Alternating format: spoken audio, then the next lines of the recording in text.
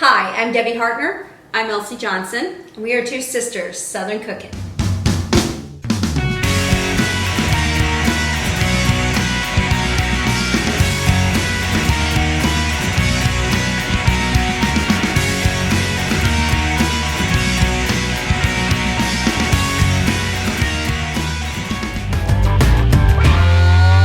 Hey y'all, I am making my candied sweet potatoes.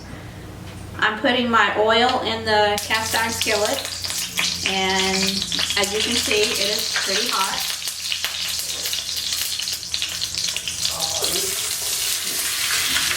And I'm putting my thinly sliced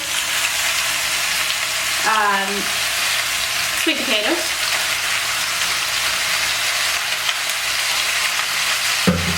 I'm going to put my salt and pepper on there right now.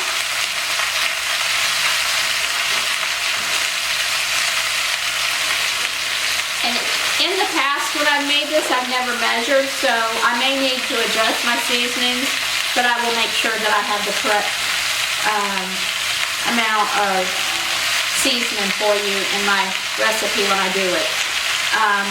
Right now I have 2 teaspoons of salt and 1 teaspoon of pepper. I'm going to go get the lid that I use for this so that it kind of can steam it a little bit. And then I'll start flipping it and getting it brown. And then I'm going to put in butter, Karo syrup, and brown sugar. And then let it just caramelize on down. But that won't get in until the actual potatoes are totally done. So I'll be back in a minute.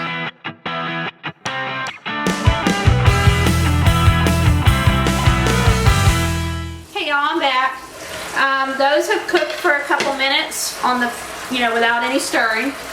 So I am going to start to, they're actually shrinking down pretty good, so they're cooking very well.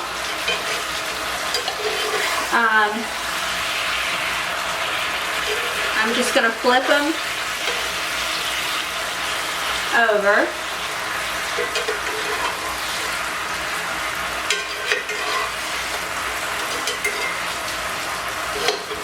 These smell good. These smell really good.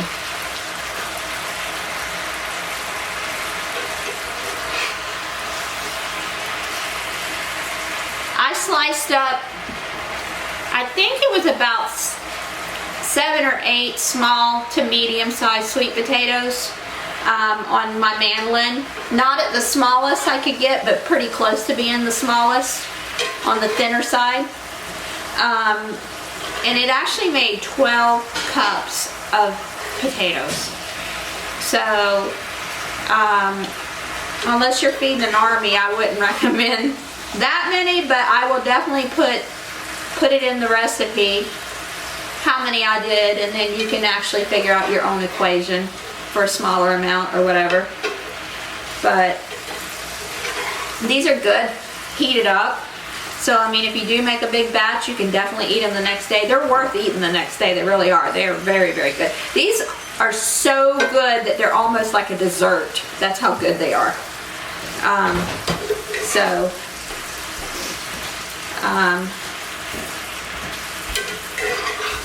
I think I got them fairly tossed here.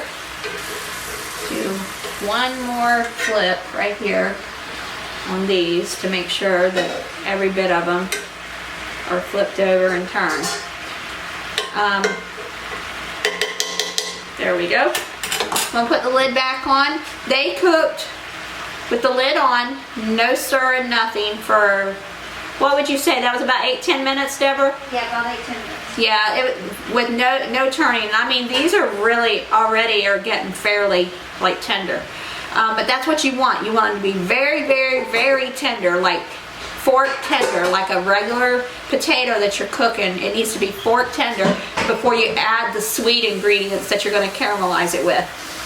So I'm going to put the lid back on, and I'm going to let it cook for probably another 5 to 8 minutes, and then come back and check it. And then if they're done enough at that point, then I will start adding in the other ingredients and show you that.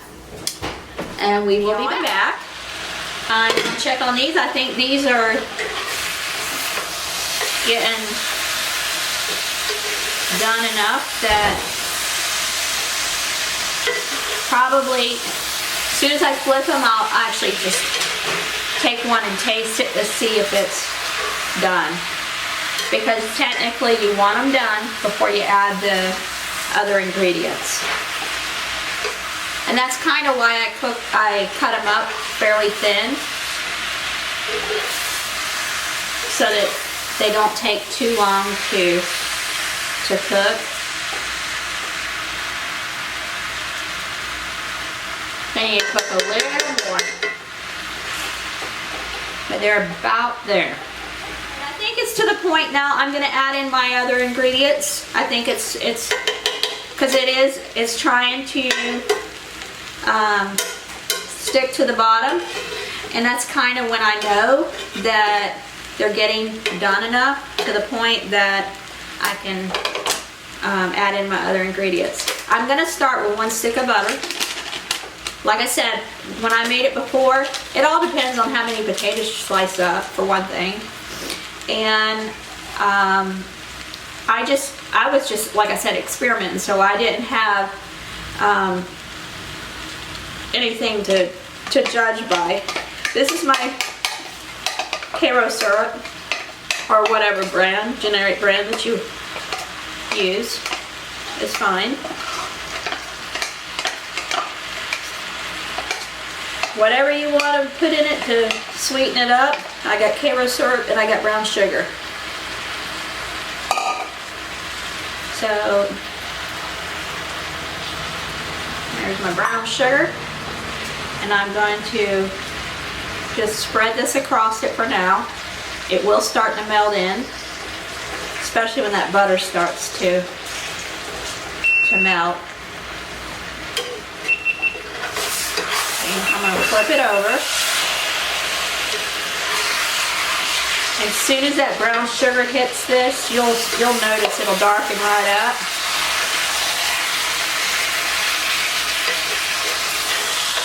You can hear it. I don't know if you can hear it on the camera or not, but you can actually, it's like sizzling.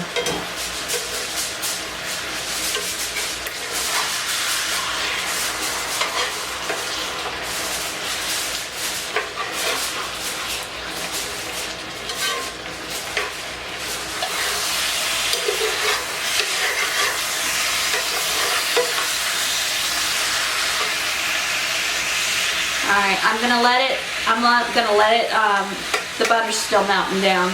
I'm gonna let it cook on, sit still so that it gets a crust on the bottom.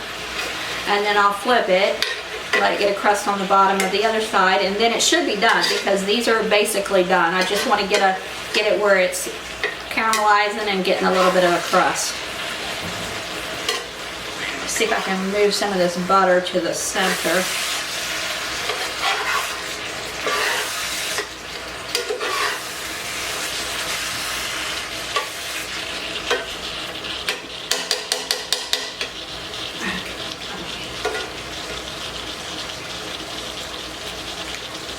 That's going to be good. I think the seasonings are spot on with what I initially set aside for it. So I don't think I need to adjust them.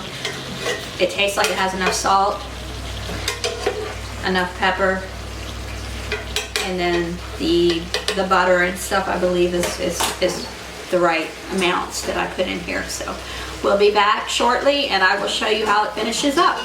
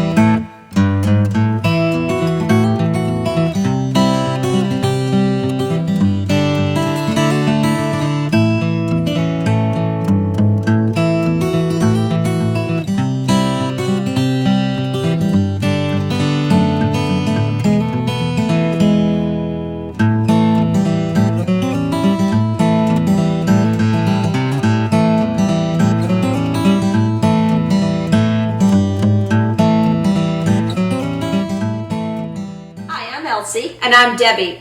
We're two sisters Southern cooking. And we thank you for visiting our page. Please like, share, and subscribe. Thank you.